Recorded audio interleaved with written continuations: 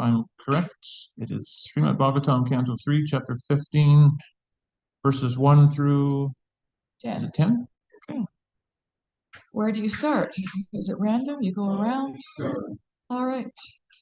I'll start here. Sri Maitreya said, "My dear Vidura, Diti, the wife of the sage Kashyapa, could understand that the sons within her womb would be a cause of disturbance to the demigods. As such, she continuously bore the powerful semen of Kashyapa Muni, which was meant to give trouble to others for 100 years. By the force of the pregnancy of deity, the light of the sun and moon was impaired in all the planets, and the demigods of various planets, being disturbed by that force, asked the creator of the universe, Brahma, what is this expansion of darkness in all directions? The fortunate demigod said, O Great One, just see this darkness, which you know very well and which is causing us anxieties. Because the influence of time cannot touch you, there is nothing unmanifest before you. O God of the demigods, sustainer of the universe, head jewel of all the demigods and other planets, you know the intentions of all living entities, in both spiritual and material worlds.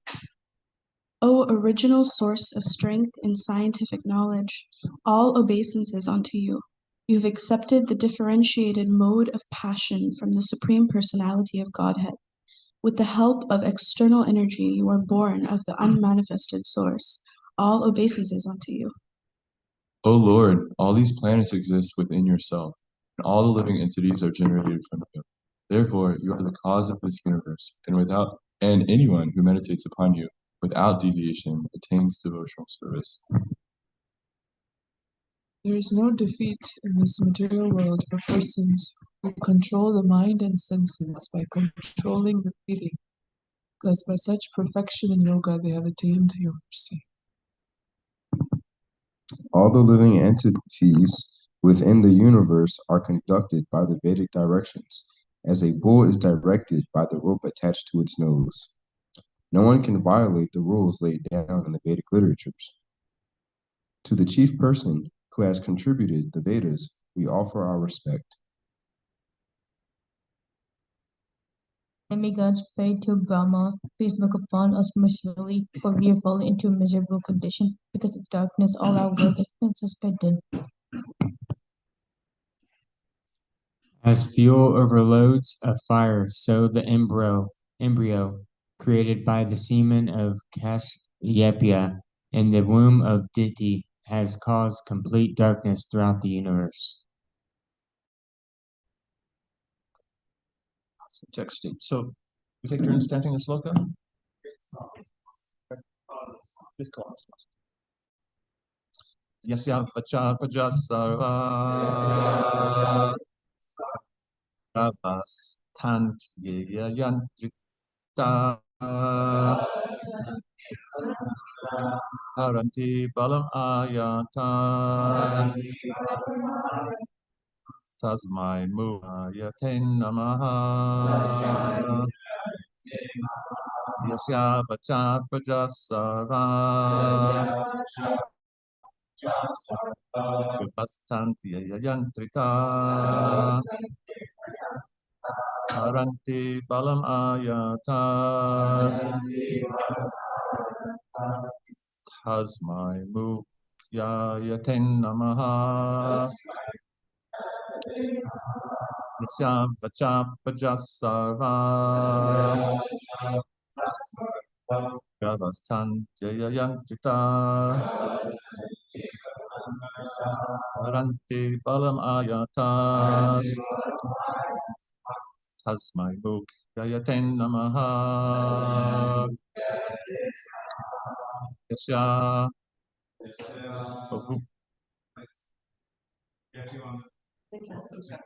Okay. Yasya I'm sorry, okay. Yasya vacha pajasarva Gavas kanjeva kantrita.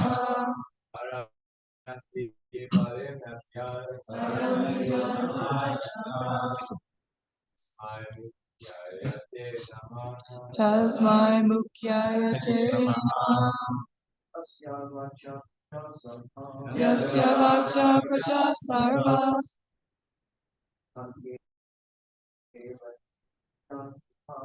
Gavastantyeva Tatvita. Haranti Vamayata.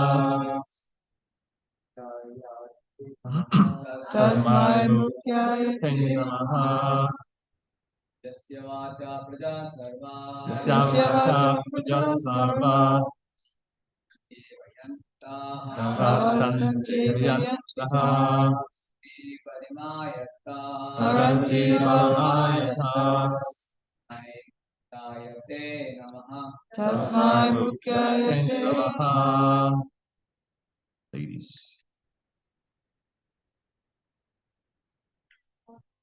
Yasya Vacha Praja Sarva. Gavastantyeva Yantata.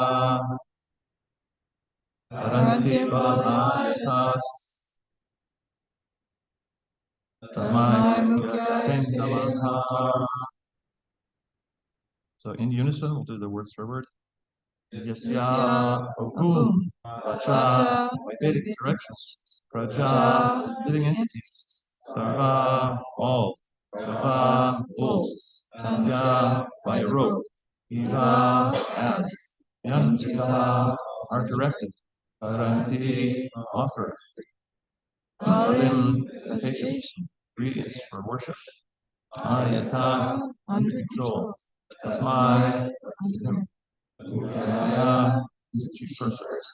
Te, unto you. Namaha, respectful obeisances. Translation and purport by His Divine Grace, A.C. Bhaktivedanta Swami Maharaj Prabhupada.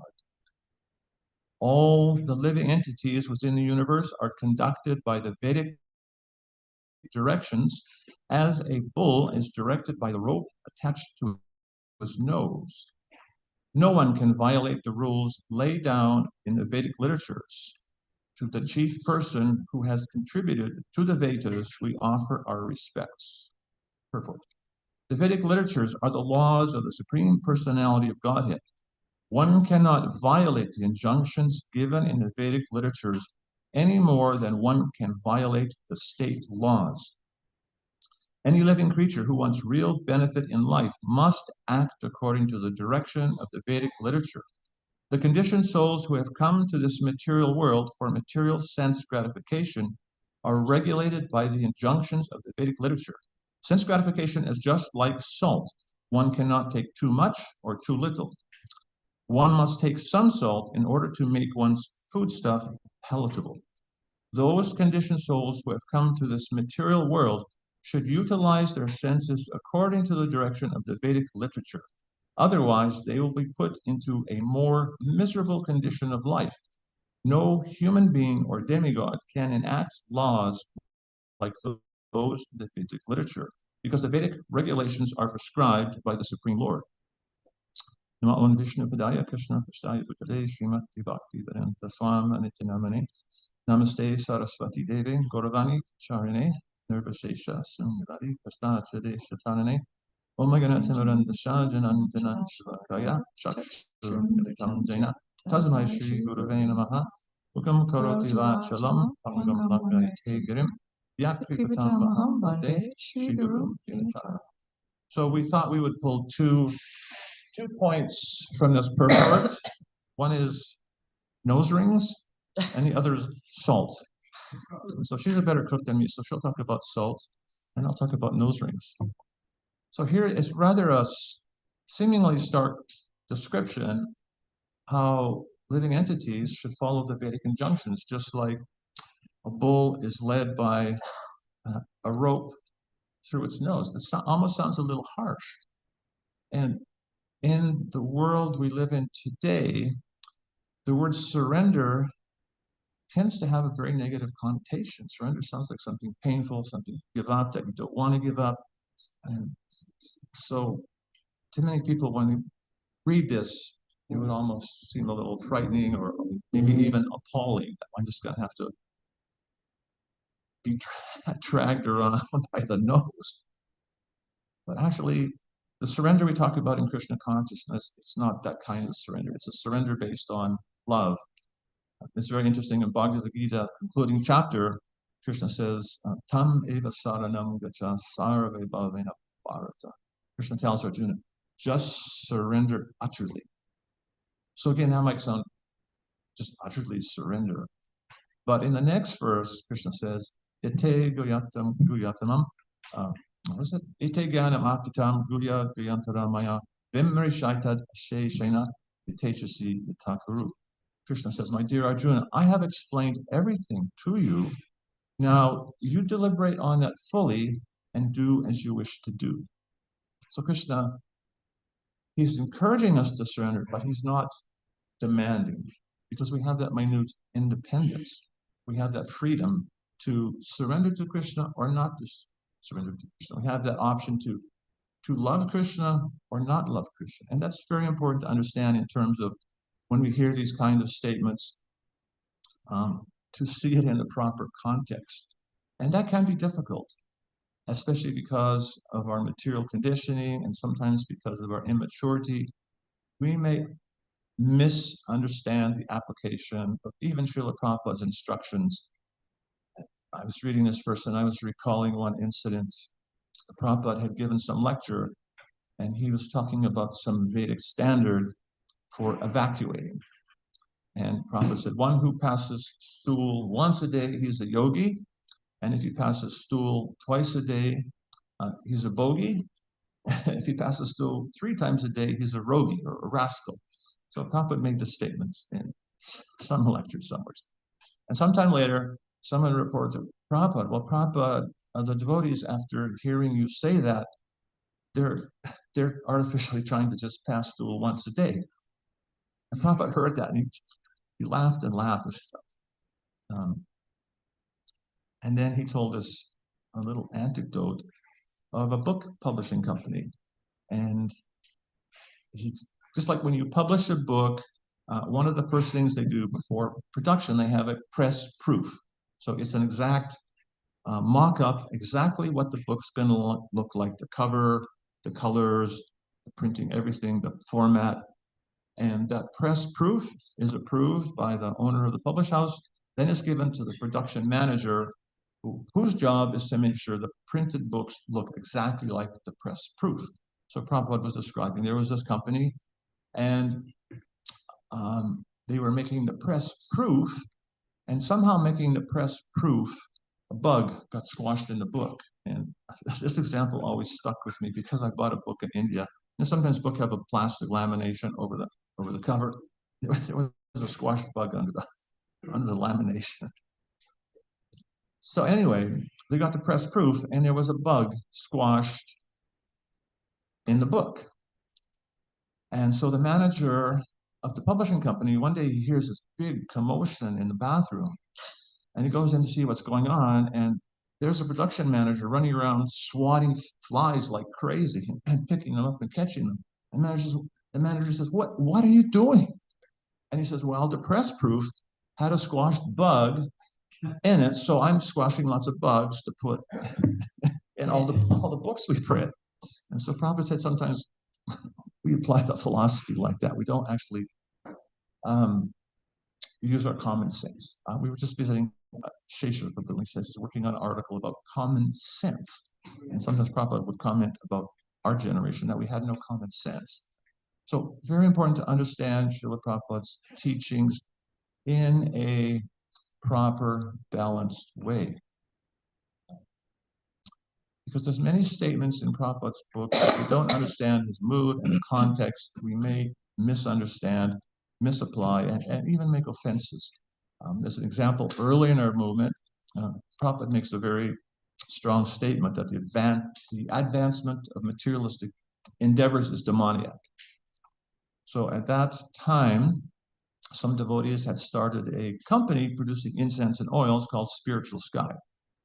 So some devotees approached Prabhupada and said, Srila Prabhupada, these devotees are doing this demoniac thing. They just started a business. Because all we knew at that time was live in the temple. Everyone lived in the temple and just go on Sankirtan, preach, worship the deities. That was Krishna consciousness, nothing else. So those were thinking, the devotees doing this business, they're actually just complete Maya. So someone reported this to Prabhupada. And Srila Prabhupada's reply was, these devotees, through this business, are giving $1 million a year to Krishna. He said, how can this be Maya? He said, how can this be Maya? And he said, my Guru Maharaj appreciated, Prabhupada said, his Guru Maharaj appreciated him in front of his godbrothers for his ability to utilize everything in Krishna's service. Srila Bhaktisiddhanta greatly appreciated that quality of Prabhupada. And then Srila Prabhupada said, why you big leaders cannot understand this? So understanding Srila Prabhupada's instructions, it's very important to read all of Srila Prabhupada's books. And it's important to understand and read his letters and hear his audio cassettes, how he dealt with people, because you start to imbibe Prabhupada's mood. And you can see his mood was to utilize knowledge, not to put people in certain boxes and force them to act in a certain way, but to nurture everyone's Krishna consciousness. And sometimes we miss that point. And I think it's a very important point, which is actually brought out in the second verse of the Srimad Bhagavatam, where it's described how the Srimad Bhagavatam contains the highest truth, which is reality distinguished from illusion for the welfare of all. And so that's an extremely important point. And when we understand this knowledge, we're trying to glean out from Srila Prabhupada's instructions and purports, what can we take advantage of, and that knowledge can help us advance, and also what we can glean from there to encourage and nurture other people in the Krishna consciousness. That's an extremely important point.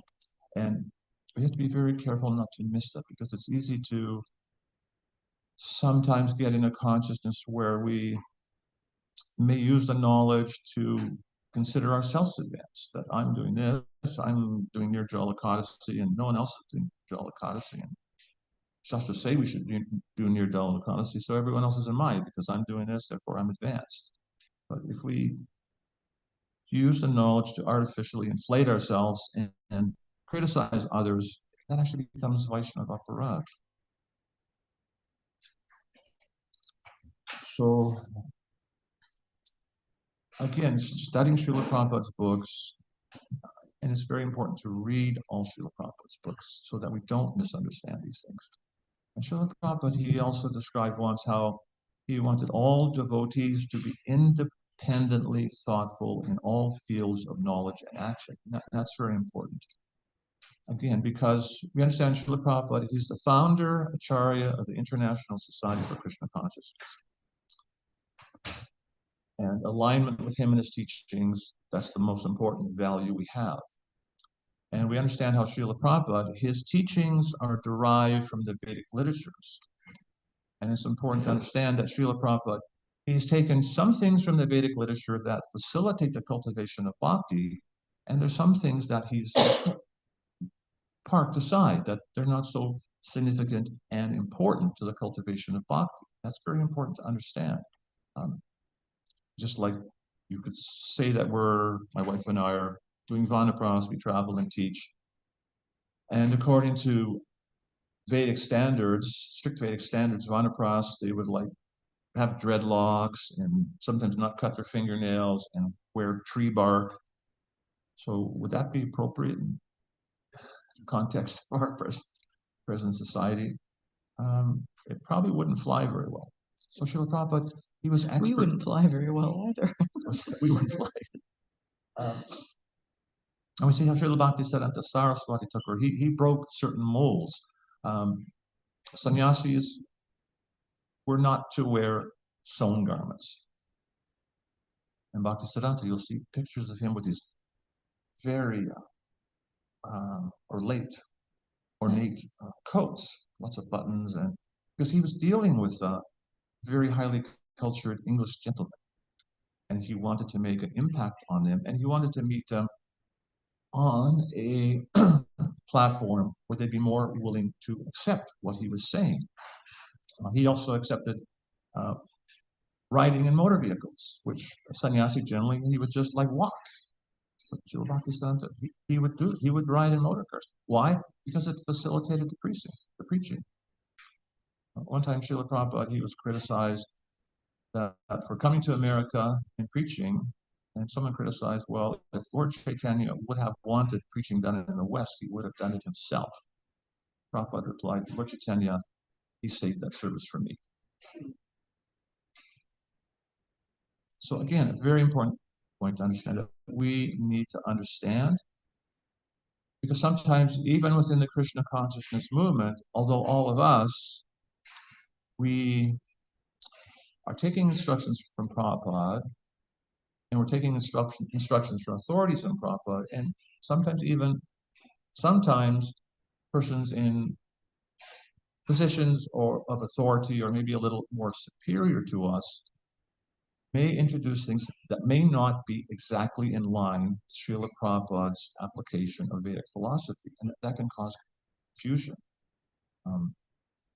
We once were in Moscow, and a lady came up to us at the restaurant. She was clutching a Bhagavad Gita right to her chest, and she said, "Can I ask you a question?"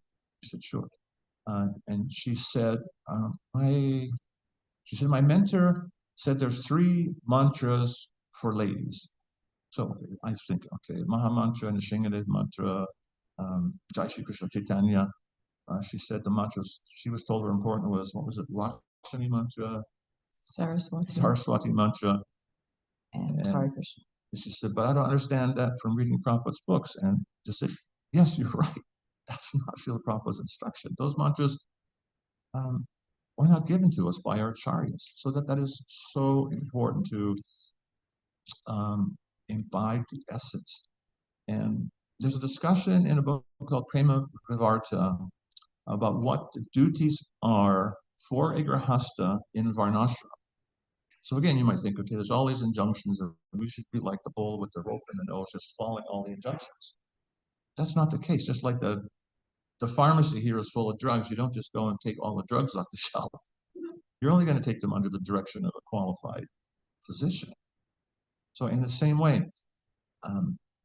in that conversation, it's described in Prema Vivarta that the duties of a grahasta in Varnashram are to accept those Vedic principles which are conducive to cultivating pure bhakti.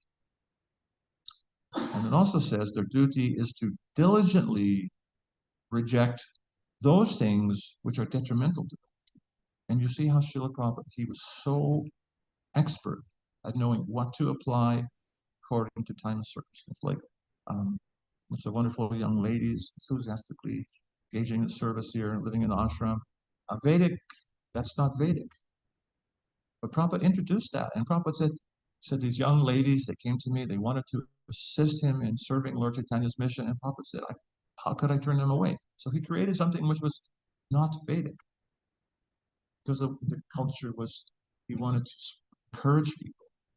There's one small, if you want to say ritual, we do in Artiks. After the Artik, we offer the deity is a little Q-tip with wonderful scented oil and a flower, and it's offered to the deity, and it's taken around the devotees.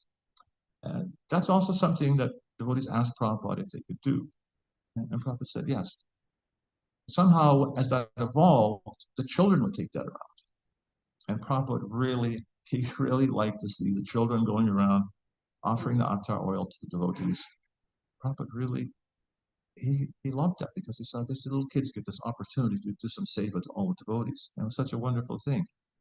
We were in one temple, and the child would go up, take the flower, and the child didn't know who's a Prabhupada disciple, who's this. They're just going around everyone. So some adults would come, and they would take the flower away from the kid. And it just like crushes their devotion. I think, what am I doing wrong? But Prabhupada, he liked that. Even they made so many mistakes, it doesn't matter who they offer to, Prabhupada was just pleased. But they're doing this seva, even though it may be full of so many faults. So that's the essence of Srila Prabhupada's teachings, and the essence of surrender is to surrender in that mood where we're encouraging each other to cultivate bhakti, and to see, especially if we're in positions of mentorship or guiding other devotees, what is going to encourage them in their bhakti and devotional service. So that's one very key takeaway from this verse. So I get to salt the conversation. Srila Prabhupada, in the purport, he's talking about how sense gratification is just like salt. He would often mention that.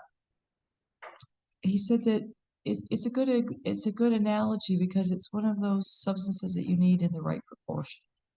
We all know if the subji is like way too salty, you can't eat it. Right? And if it's not enough, it's kind of. So, how to get the right balance? And I was thinking, because we have this enjoying spirit, we're always trying to beat the odds. Like I can take a little more and it won't be dangerous or detrimental or whatever. It's just our cheating propensity. So it's like, you may think, okay, I really like apples, and then apples come on the tree and they're a little sour, but you like sour apples, so you're eating a whole bunch. You think, oh, this is great. But Prabhu's explaining how the laws of material nature, they work. So next day you're probably going to have a really bad stomach ache. You might like it, but the laws of nature, you eat too much unripe fruit, you get a stomach ache. So we have to also understand how material nature is working. And Prabhu's even describing it's like kind of the basic laws. And so we need to understand that there are certain laws and how they work. So, your mom's always telling you, if you eat too much, this, something will happen, or you spoil your appetite, or this or that. So, laws of karma are designed in this way. And we see that when we're trying to learn something new, it can be awkward at first. Like, your kid, you're trying to figure out how many apples can I eat without getting a stomach ache, right? So it's awkward, and we make a lot of mistakes. And that's part of life. It's like kind of one way we learn how much sense gratification is too much is by trial and error. And that's kind of normal. And we also have to understand that that's how other people figure it out too. So when we're trying to learn something new, it's normal that we're going to make mistakes and that we don't get the right balance. And as my husband was saying, it's better if we encourage people for the things that they do right instead of picking on the things that they do wrong, because we get encouraged by that. Just like if you're a kid and you see, oh, I got all these checks, on my spelling test, it's encouraging. And then you see, oh, some of them aren't checked. Oh, well, maybe I could figure out how to spell them better. But if we're just picked out all these things we did wrong and not encouraged for the things that we did right, it makes it actually more difficult to advance. So we have to be encouraging to ourselves and see, what are the ways in which we got things right, and encouraging others also. And we're understanding from this purport that there is a plan for things, and that maybe things are supposed to go in a certain way, and maybe I'm not the controller. That one's always a hard one for me because, I like to be in control of things because it keeps me, not feeling any anxiety, right? I got it kind of under control, so I have less anxiety. But, some things work in different ways than maybe we envision them to work, or we want them to do things that they can't actually do because it's easier for us. Like one time, Srila Prabhupada gave the example that this man had chickens, and he just loved all the eggs that they were giving, but he didn't like the expense of having to feed them. So he just thought, okay, well, I'll cut off the head because that's kind of troublesome, and I'll just get the eggs. But life doesn't work like that, right? There's laws in which material nature works, and we have to work around them. It's just the tendency is we always want the easy way and the cheap way. Even we see that nowadays like pharmaceutical pills are really popular because it's so much easier to pop a pill than to change our diet and our lifestyle. That's kind of cumbersome, right? Too much work. So one reason that it's hard to balance the sense gratification is we want the easier way, or we want the way that seems less uncomfortable, causes us less distress. And that can be a way in which we kind of sabotage how we can make better decisions on what's the right balance in life. So, we want it easy, we want to control it. And also, we really do want to stack the odds in our favor. We're always hoping that, no, I can have a little more sense gratification, and it's not going to affect me, right? Like, I'm immune to these kind of things, and I can have it. Because, we want to enjoy it while we're here. So, when we come to Krishna consciousness, we're trying to figure out how much sense gratification keeps us healthy, balanced, and peaceful, and how much is going to be detrimental to our spiritual advancement, our material health, and our mental health. And part of the way we figure it out is by trial and error. And part of the way that we figure it out also is by being honest. Because very often we know that something's not good for us, but it's pleasurable, or it's fun, or it tastes good. And so we just want to do it and hope for the best. When we're honest with ourselves, we actually know it's not good for ourselves. We just don't want to hear it. So there's the trial and error, and then there's the being honest. And then there's just observation. What does it do for us? So we see that Arjuna's asking Krishna this same question, sometimes I just feel like doing things because I'm just pushed. I just want to do it. It's like, it's going to feel good, so I want to do it. And he said, it's almost like against my nature, even though I know it's not good for me, I'm still pushing the odds. And so Krishna answers, yeah, that's our kind of enjoying propensity. We want to push the odds. He says, Kama Esha, Krota Esha. He says the problem is, though, that when we push it a little bit too far, we start to be attached to that sense gratification. And then we get angry towards others when we can't have it. And then our relationships start to deteriorate, our behavior starts to deteriorate. And then we're pushed more by the modes. So the laws of material nature work in a certain way that even our body gets conditioned by our negative behaviors. So we may want something that's not good for us because we're fearful or because we want to overenjoy. And then that triggers a bodily reaction where we, maybe secrete cortisol and adrenaline. Unfortunately, those secretions cloud our rational thinking. And so we can't maybe make the decisions that we would like to make that are for our welfare. And the other problem is when we continually make bad decisions, is that it forges neural pathways in our brain where we just naturally go down those same pathways over and over again. And then maybe we don't want to do it, but it's almost like force. Still keep going down that bad habit because it's just a habit. And so then it's a lot of work to make the new pathways that are more healthy.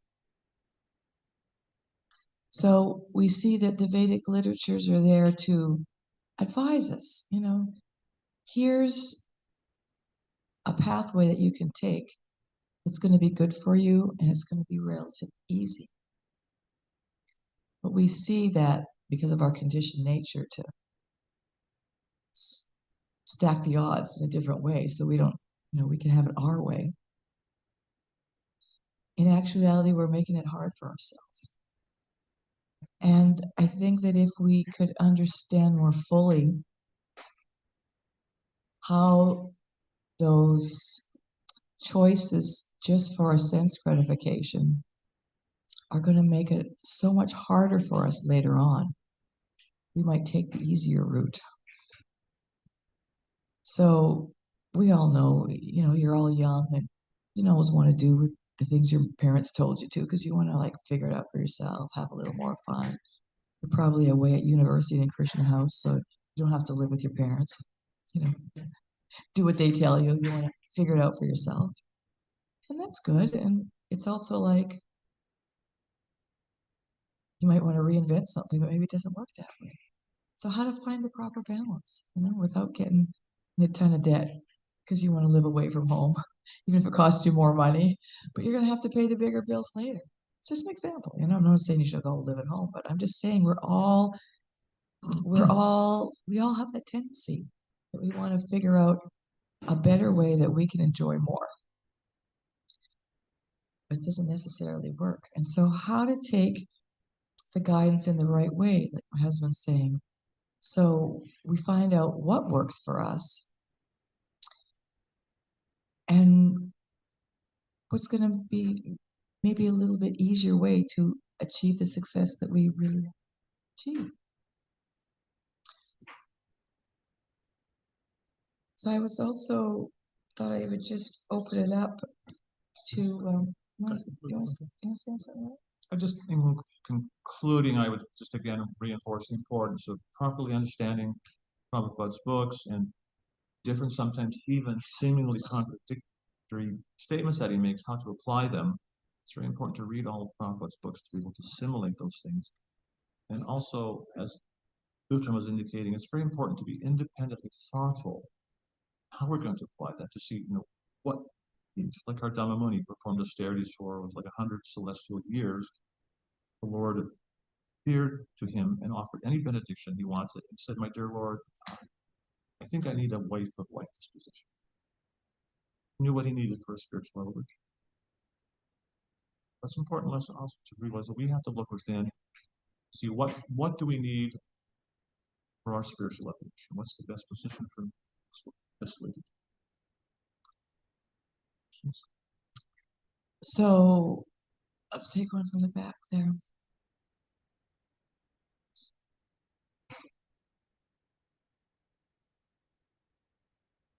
I had my hand up quite quickly. It sounded like you still wanted to say something, so please go ahead if you still No, want go to. ahead.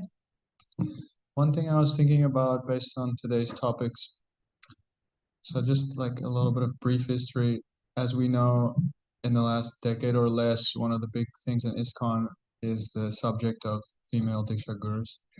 And then there was a Shastric Advisory Council that wrote some papers arguing for why it's proper to go in that direction. So I won't give all the details, but then there's another group from a certain part of the world, and they did not agree, and they came up with their own scholarly arguments. And they have ongoing articles that they publish. And one of the more recent ones, written by a person, a brahmachari, in the article, he makes statements such as that no female should ever distribute books.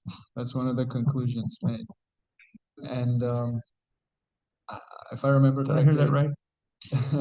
if I remember correctly, it's in the vein of, that's not Varnashram Dharma. So it's such a good topic. It's such an important topic to be able to understand Prabhupada's mood and to understand how he gave bhakti and what bhakti means. Bhakti means breaking down all these material designations and limitations. So it would be such a great tragedy if we go back to that now in the name of Varnashram Dharma. You always have to look at the context. Yes, Prabhupada wanted Varnashram Dharma, but whenever he spoke of it, it's just in terms of farms and being self-sufficient. Or in terms of using whatever propensity you have for Krishna. Right. And you have the graphic example of the Yagnik Brahmins, the cowherd boys went on Krishna's request to beg some alms from him. They said, get out of here. We're doing this yagna. It's an offense to interrupt us. Just go away. You're doing the yoga for Krishna, but Right. you don't want to serve Krishna. And it's actually described, how their wives just immediately just embrace the opportunity to go and serve Krishna and take all the prasadam. And it's described how their husbands, realizing their mistake, they were saying, to hell with our high-born birth as Brahmanas, to hell with our Vedic literatures. We missed our opportunity to serve the Supreme Personality of Godhead. And it's described also that they accepted their wives as their gurus. Very important lesson. We're also quite conditioned. And so for some people, some of the things that Prabhupada writes is fearful for their conditioning. So I see that people like that, it's somehow or other scary if women have some control or some freedom because there's some pain from the past around that. And it's our duty to see what is a conditioned response and what Prabhupada really wants. And we're also likely to conditionally read Srila Prabhupada's books and maybe even come to a wrong conclusion because of fear or whatever. So that's why it's important to, like the husband says, read all Prabhupada's books, but also to associate with, well-balanced, happy devotees. Because they're probably applying it right if they're happy. Because you've actually got the taste. Anybody else like to comment or?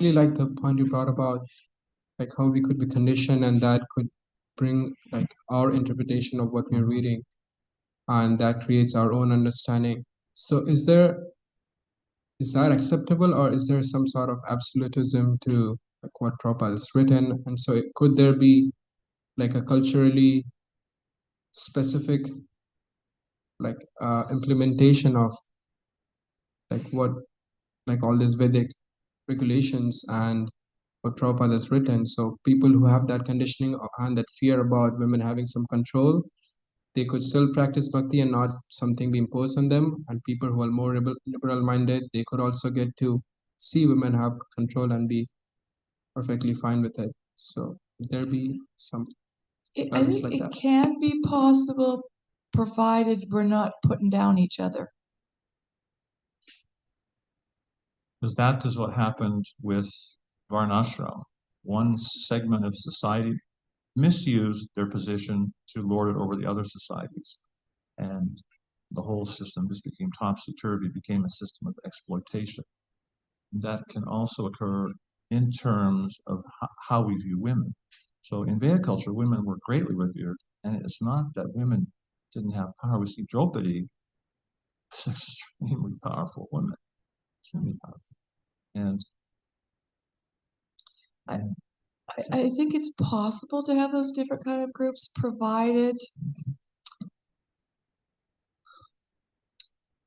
their conditioned responses aren't further materially conditioning the people that they're preaching to and putting them in a negative situation. Because that's what you call a cult. And we don't want to see people being harmed. So it's really kind of tricky. We do see, though, that people do have different propensities, and that's okay. You have different ways in which you practice Krishna consciousness. Like, we live in like a rural Canadian, and we don't cook a lot of Indian food, and we wear kind of, a lot of blue jeans because we're, working in the mountains, and it's different. You go to Manipur, they have this kind of a dress.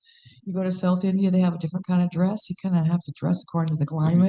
So you get those different flavors, but the essence needs to be the same. It would probably be very awkward and maybe dangerous to operate a chainsaw wearing a dhoti. So we adjust those externals, but we want to really see, are we getting to the essence of bhakti? Mother Jamuna told us one time she went with Prabhupada and sannyasis and her husband in a car. Prabhupada's in the front. I think two sannyasis and her husband and she are crammed in the back seat. Prabhupada turned to Jamuna and he quoted how Chanakya Pandit said, women are less intelligent. He said, isn't that true, Mother Jamuna? And Mother Jamuna, she's just such a humble soul. Yes, Srila Prabhupada, yes, yes. Whatever the Guru says is absolute. Women are definitely unintelligent. And Prabhupada said, no. He said, you are not a woman. You are a Vaishnava. Vaishnava. Prabhupada, he was on a platform of pure Vaishnava. That's why the Bhagavatam So he was kind says, of testing her, not just to rotely accept. You have to understand the essence. To as it says again in the second verse, the knowledge is understandable by those who are pure in heart. So it's very important we have to purify our hearts with any of those kind of material conditionings, motivations, because they can block our proper understanding of the philosophy. It's very important to try to weed those anarthas out. So 8:30 we should end. We're probably going to be here for a little longer. If anyone wants to ask us any questions, we're happy to stay in. When do we sing happy birthday to after Sodom time, right? Okay. Thank you all very much for your association. Again, I really appreciated the Puja. It just took me back to the 1970s, all these ecstatic young people. I just thank you. Shri Bhavatam ki jai. Sangha